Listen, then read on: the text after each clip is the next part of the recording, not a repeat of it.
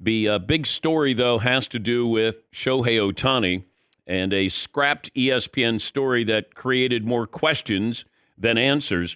Shohei Ohtani's longtime interpreter, Ippei Mizuhara, was fired yesterday. He's being accused of stealing at least $4.5 million from Shohei Ohtani.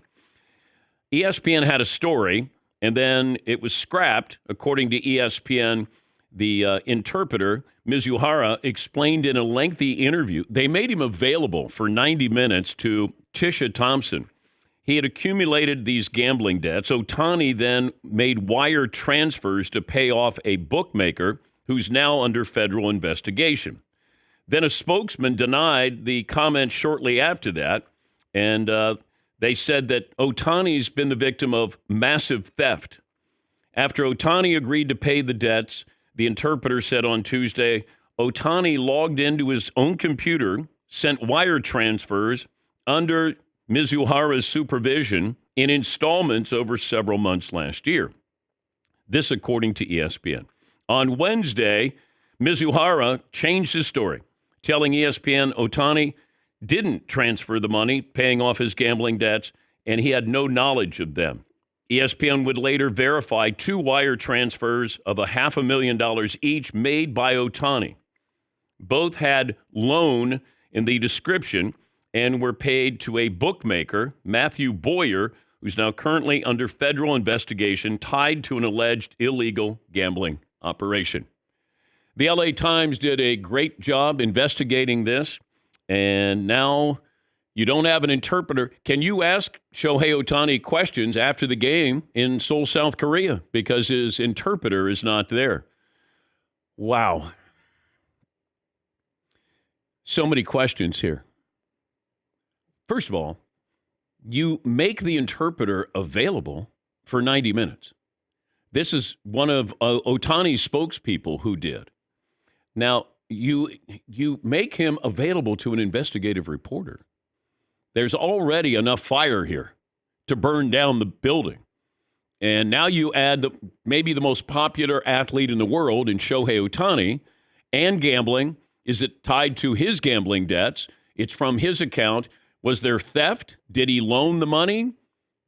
Feels like there's 2 different stories going on right now. And Ohtani is playing baseball right now in Seoul, South Korea. Oh, by the way. Oh. This is where I need Fritzy to get a hold of the commissioner of Major League Baseball, Rob Manfred. Paulie, why don't you just send an email just so we do our due diligence here to talk to the commissioner, because there are a lot of rules and regulations here. There's a lot of that could fall under the umbrella that Shohei Ohtani is under right now. Was he part of this? Were they his gambling debts? Was the interpreter trying to cover for him? Then it's a theft. Was it a theft? It's a loan. 2 loans, $500,000 here. A lot of questions. Here's Dave Roberts, the Dodger manager, before today's game. Dave, can you tell us what Ippei told the team in the clubhouse last night? You know what, Jack? I can't comment on it, man. On that, can't comment. When was the decision made to have him address the team? Anything with that, the meeting, can't comment. Sorry. Were you surprised when you found out he was fired when that happened? Again, can't say anything. Not going to comment, guys. With Shohei, obviously, this is a big thing in his life. How has he handled it from what you can tell? Are you worried about it being a distraction with him? Just that part of it. What have you seen so far? Shohei's ready. He's preparing in a hitter's meeting right now and ready to go for tonight's game. If he didn't play, then it would have been a bigger story. The interpreter told ESPN on Tuesday that his bets were placed on international soccer, the NBA, the NFL, and college football. He followed up by saying he never bet on baseball. That's 100%. I knew that rule. We have a meeting about that in spring training. He is an employee of the Dodgers, so he is under the same rules and regulations as the players are, or management, or coaches are. Questions. Yeah, Paulie.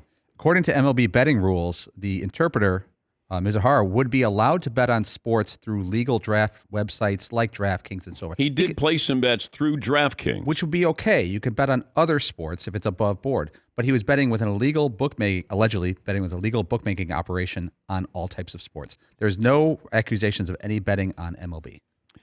And, the illegal bookmaker there was under investigation, and LA Times probably had a paper trail here, and all of a sudden, lo and behold, Shohei Ohtani's name is attached to this.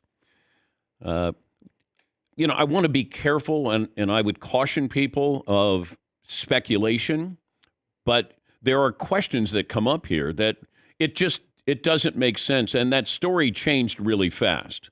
And I think that's what if I'm a reporter on this, man, I'm going deep. There's something here, and there's a disconnect, and this is your best friend, and he's covering your loans, then he's not covering your loans, and then Ohtani's a victim here of theft, even though he sent it from his computer. Did the interpreter have access to his computer? We're talking, at least $4.5 million. I don't know about you, but if $4.5 million is missing, I'd probably have a pretty good idea, even if you're Ohtani, unless you decided to pay those gambling debts to help out your interpreter. Yeah, Paul. 24 hours ago, the interpreter Mizuhara was in the dugout with Ohtani, joking around and doing his job. Yeah. And hours later, he was fired. A lot of people have a problem with the story of, when Mizuhara talks to the media, he said, yeah, I bet on sports, and Ohtani covered my debts. And then once the law firm for Ohtani got involved, they changed the whole thing, and the statement said, Ohtani has been the victim of theft. It's the exact opposite story. Yeah, and then ESPN was looking for a statement and asking, did Mizuhara steal? Is it theft? And then the interpreter said that he could not comment. And then he said he can't tell you who told him not to comment. There's a lot of layers here. And if you're Major League Baseball, my initial thought was anybody but him. Calvin Ridley gets, suspended for a year. Nobody's missing Calvin Ridley in the NFL. Now, if Patrick Mahomes got suspended, then we'd all care. This is not only a big story here, big star here, it's a worldwide star who just got a $700 million deal. Could he be suspended? If they look at the letter of the law, could he be suspended for a year or longer? Major League Baseball doesn't want this.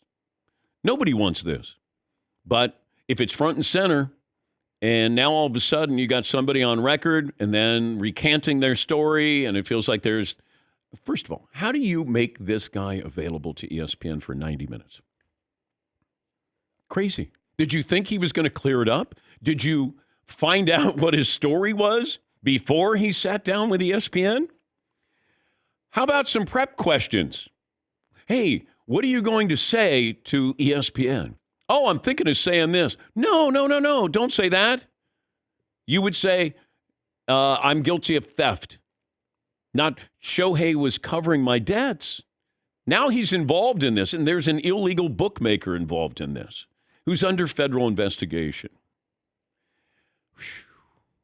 Yeah, Paul. It has a feeling the past 12 hours, just with what we do, is that nobody wants this story to be true, and everyone wants this story to go away. I'm sure, the league, no, they don't want Ohtani down. The Dodgers, everybody, the media.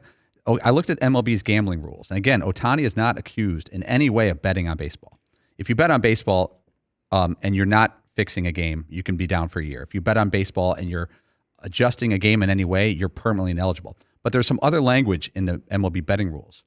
If any player, club official, et cetera, participates with illegal bookmakers, finances, operates, there's vague words, they could also be punished under the MLB rule.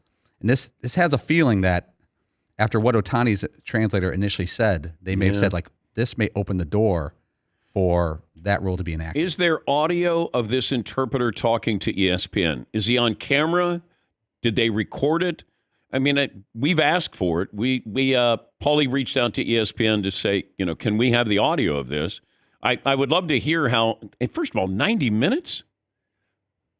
I'd have 5 questions for him. I don't need 90 minutes. It's not 60 Minutes where Mike Wallace is interrogating you. Yes, Eaton. I mean, nobody does a 90-minute interview and just jots notes.